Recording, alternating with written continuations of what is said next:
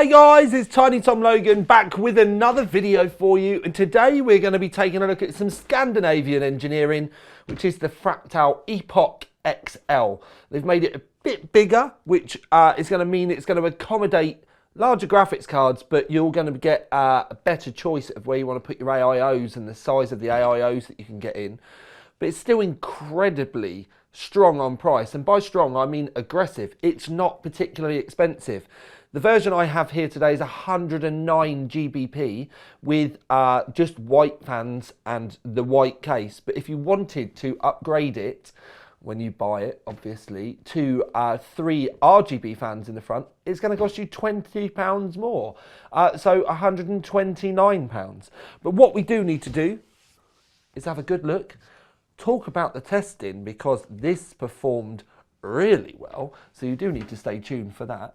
And then we'll find out whether we think you guys should be buying it at the end. So as always, we start at the top and the front I/O is very simplistic. USB-C, 20 gigabits per second. Then we have 2 A's, your power switch and a combined headphone and microphone. I will spin you round so that I can show you the fabric on the back of the rear panel, which you can pop up. And this is a matching mesh to the front, although this is metal mesh. And the mesh on the front down here is actually plastic. But what we have in the roof is a selection of fan mounts, because you can have 3 120s up here, you can have 2 140s, 2 180s. There's a huge amount of options and configurations that you can do up here. Not removable though, but it is offset, so it is all lovely, and it is nice and simple to pop the roof back on with no worries. Then, if I do the magic button on the desk, we'll go past the front panel so that you can get a look. And I've just noticed that the plastic is still on, and I can't get hold of it because I want to pull it off. Ta-da! That is a laser engraved logo on the front. It's kind of like satin, and then with the F is polished, which is all very lovely. Now the front panel itself, once we zoom back and I professionally move the tripod, we can pull this front off. Now this front is, actually, do you know, I'm going to be honest, I made a mistake. The outside is plastic. The metal, the mesh is metal. It matches the roof. It looked the same. I thought it was plastic though. It's very warm in my room. But now I have looked, I can see that the tabs are there around the outside, and you wouldn't need those tabs if it was plastic. So it's metal mesh, matches the roof, but there is a plastic surround beneath the mesh. Anyway, the most important thing are the 140mm fans, and they spin up to 2000 RPM. But we do need to talk about performance when we get to later on in the video. But don't forget, you can have these as RGB fans if you want, and it's only £20 extra for RGB, 3 RGB fans over the normal ones. And I actually really don't think that's a bad deal. Round the side, white outside of the window, no tint, it's lovely. Rear doesn't come with a fan. I've had to fit the rear fan and the roof fan for testing, so do be aware you are going to need to order yourself some matching fans. Only 120mm available in width though, but obviously you can move it up and down if you want to. Plenty of airflow through the vents and down the side. The power supply mount in the bottom, actually you have to go in the back. You have to undo these and you can pull the power supply out. I don't need to show you. And then you do have a little dust filter in the bottom. Rear panel, it's just a panel. There's nothing to shout about. We can remove the panel itself very easily though, and it is all very clean and precise in there. There's not a great deal for us to be talking about. There is in the bottom two 3.5 inch hard drive mounts though, down in the bottom. You do get some rubber grommets in the packaging as well, so if you wanted to mount them, they are sounded. And you do get another two 2.5-inch hard drive mounts in the bottom. Now, something I did notice, which I did want to draw attention to, was if you do end up buying this, there is daisy chains down the side for the fans, but there is a spare grommet or a connector down on the bottom that you could attach to one of your other items if you wanted to, which I think is a really lovely touch. Other things to look at around the outside is it is rear mount compatible, so Project Zero or BTF. There is lots of cable routing, Velcro throughout. There's even some little ones up the side if you wanted. No, you've got the grommets down the side here, but no grommets up the top. I do wish there were grommets up the top, if I'm honest, just because I think it does tidy things up. But if you were to have an AIO up there, it wouldn't matter because you wouldn't be able to see them. One of the things I do really like though, which is very simple, is you've got your little 8-pin cut out up here for your 8-pin CPU power cable, the 8-pin EPS, but then you can still get cables along here as well, and it makes things that little bit nicer that you don't have to dangle right the way over the top. You haven't got to bring them over, but because of the rear connect, it just gives you loads of options, and I really like this. So that little thing is very simplistic, but I personally love it.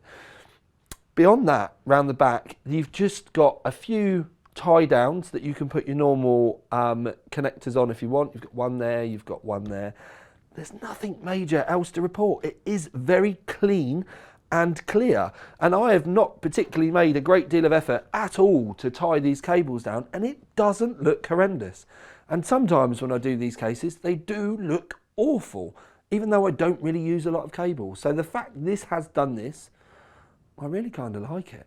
Spinning the case around, we will take the non-tinted white edge glass panel off, which I really like. I think that's the way a white case should be. And then we just emphasize everything that's going on the inside. So we do know there's 425 millimeters of room in total for graphics cards between there and there. If you want to add in radiators, depending on the thickness of the radiator, you just take that off your total length of your graphics card. So if you're going to have a 25mm thick radiator, you're only going to have 400mm for your graphics card, so on and so forth. Obviously, as I've said, there are 140mm fans in the front, but you can see that you have 120mm mounts there if you wanted. So what that does mean is, because we've already had a look at the top, is it means you've got options for a 360mm radiator in the front, and you've also got, at the same time, options for 360mm radiator in the roof. Yes, you can run both, depending on thicknesses. You could definitely get two 30mm thick rads in there without a problem, which would mean you've got 395mm of graphics card room. Beyond that, looking at this, it is very simplistic. There isn't a great deal for us to report. It's just a clean white case. You've got this nice meshing on the bottom, which is the same as on the back of the case. And what that would mean is, if you really wanted to, you could bolt in a 120mm fan or two down here.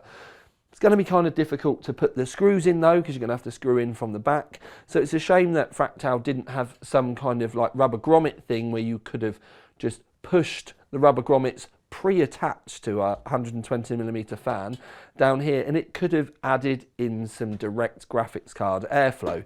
But wait till the performance, because it doesn't particularly need it. Now obviously this is a very kind of understated design. We've still got the big black section here. It's not big metal section, big flat section was what I meant here. It's not a full glass side, it's not glass around the front, and it does help to cover up the fact that you do have that large section in the front of the case, but that's obviously to house your radiators should you need them. So moving on to the difference between the Epoch normal one and the Epoch XL. The normal Epoch, you only get a 240mm radiator option in the roof, but with the XL you obviously get up to 360. The normal Epoch, you only get up to a maximum of 375mm of graphics card room, but with the XL it goes up to 425. Obviously with this you can run two 360mm radiators at the same time. But when it comes to performance, I have had to add in some fans at the back and at the top. This is the best way for me to get air cooler. And these go up to 2000 RPM. The front fans in this go up to 1850 RPM. So on our max run, that's the two. But we've done 1000, we've done 1500, and we've done then max. What I will say though, is the fans in the front of this are so good at 1000, it doesn't really make a great deal of difference turning it up to 1500 and 1850. The graphics card, although I was being very pedantic about saying we could have had screw-on rubber grommets that we could have put down here and put airflow up, doesn't really need it. Fractal cases are so good for airflow that this case just hasn't got hot, as the graphs show. Now, CPU temps have done incredibly well, but yes, we do use an air cooler because we're trying to stress out the case. And by that, this is the best way for us to do it. With an AIO, you are not going to be worried about possible airflow coming in the front. It is going to be ample.